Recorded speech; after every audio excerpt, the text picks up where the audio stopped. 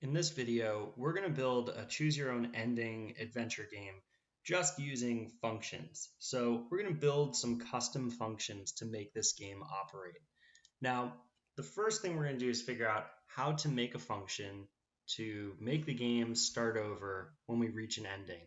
So when we're making a function, we start with the letters DEF, which is define, and we name our function. So we're going to call this first function play again. Now inside of here you could put you could put some variables that are used later inside of your function, but for this game we're going to keep it really simple. You may recognize this format too when we use things like input or print. It's the word print or the word input followed by parentheses. Those are functions. We're actually going to call a function for play again.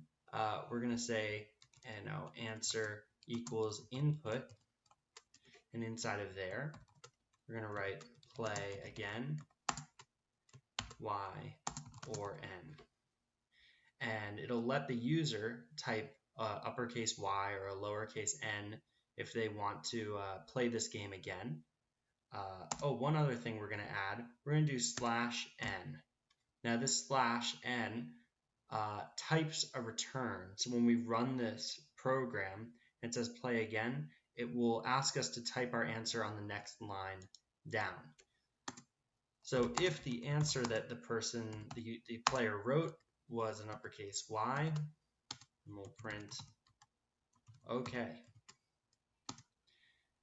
And we're going to type the name of that function in here later. And then if the answer was n, we're going to print goodbye. Now, we need to come up with a way to start our game. So the first level of our game is going to be its own function. We're going to do define def level 1, just like that.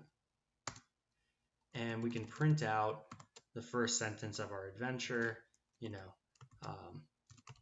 your journey begins here. You can write whatever you want. You can add multiple lines. I'm going to say there is a fork in the road,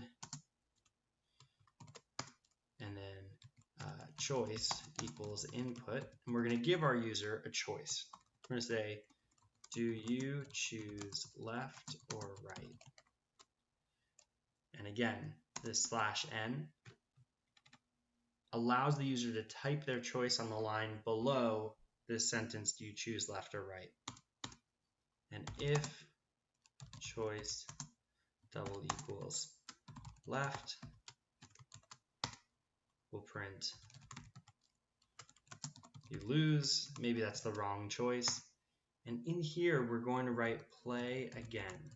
Now, when the user chooses left, they lose, and then play again will be called, and they'll say, do you want to play again? Yes or no. And if they choose yes, we're going to come back to this line for a second, and we're going to type level 1, just like that. So that was a lot. Let me back up a second. We have two functions. We have play again, and we have level 1.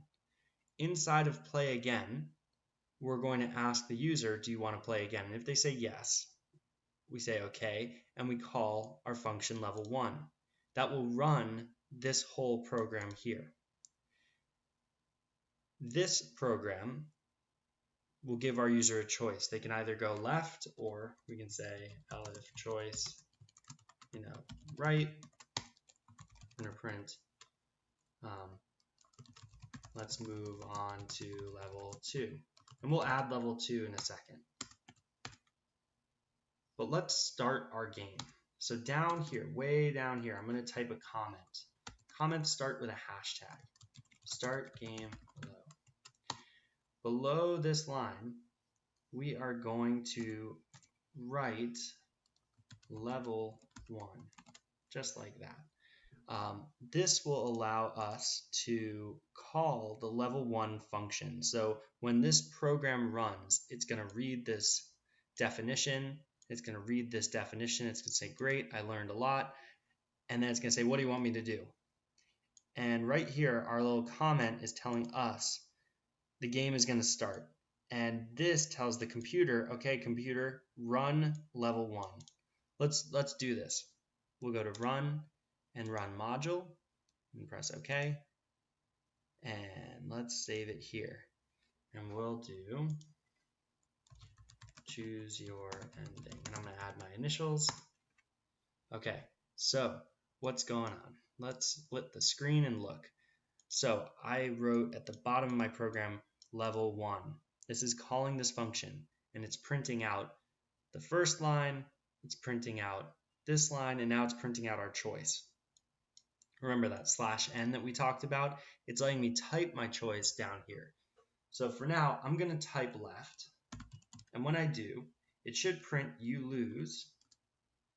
And now this line calls the function play again. And it's asking me, do you want to play again? Yes or no. If I type in uppercase Y, it's going to let me do this again. Left, oh, play again, yes. If I choose right, let's move on to level 2. Let's run this program again. And down here it started over. Do you choose left or right? I'm going to choose left and I lose. Play again. This time I'll choose no. And let's see, it should say goodbye and end my program.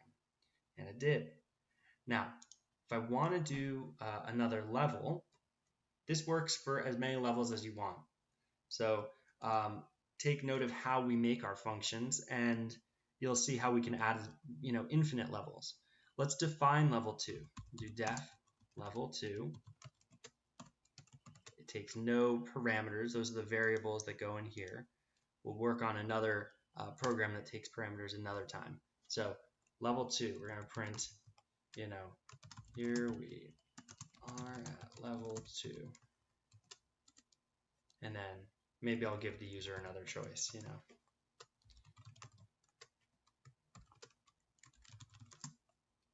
Where to? Level 3 or level 1? And now I can say if choice double equals level 3, we'll print okay, onward. And else, or elif choice double equals level 1, we'll print back to level 1 we go. Level 1. Now, notice what I've done here is I've made a new function called level 2. It looks very similar to level 1, right? I print out a line, it says where we are, it gives me a choice. This is a variable that stores the answer. If I type level 3 or if I type level 1, I can do one of two things. If I type level 3, it will print out okay, onward. I don't have a function yet that gives me level 3. If I wanted to, I could go on and do define level 3, yada yada, and go that way. And if I choose to go back to level 1, you're going to notice, let's just imagine I chose level 1. Okay, back we go. Here's level 1. Do you choose left or right? If I choose left, I lose. If I choose right, let's move on to level 2. I didn't call my function because it didn't exist a second ago to move me to the next stage. See, when I choose left, it lets me go to play again. When I choose right, it should call level 2, which will jump me to this function. So let's review this again. I have 3 functions that I've defined: play again, level 1, and level 2. None of these happen on their own. I have to call them. So for example, I've called it here, I've called one here, I've called one here. And in order to start our program, after I define all my functions, I have this line here. It just is level 1 with an open and closed parentheses, and that triggers this whole block to run. Now, depending on my choice, I either go back to play again, or I go ahead to level 2. let's run this. I'm going to close this one up just so we get a clean look. Let's run it. Okay, so level 1, the function is happening. It says, do you choose left or right? So we tested out left before. We can just do it again. Left. You lose, play again. Yes. Okay, we're back at level 1. Do you choose left or right? If I choose right, I should move on to level 2. Let's move on to level 2. Here we are at level 2. Where should we go? Level 1 or 3? If I type in level, oh, notice how I forgot to put the /n here. I forgot to put /n. It's making me type next to level 1. I just don't like having users do that. It looks confusing. /n will allow you to type on the next line, but I'll rerun it later. So I type level 1, I press enter, I go back to level 1, right? I'll go right. Here we are at level 2. Where 2? We'll go to level 3. And now I'm on to level 3. You can keep adding as many levels as you want. You can make this, you can have people warp, you can make secret words to warp forward and backwards in your journey. So that's how you make a basic choose your own adventure game.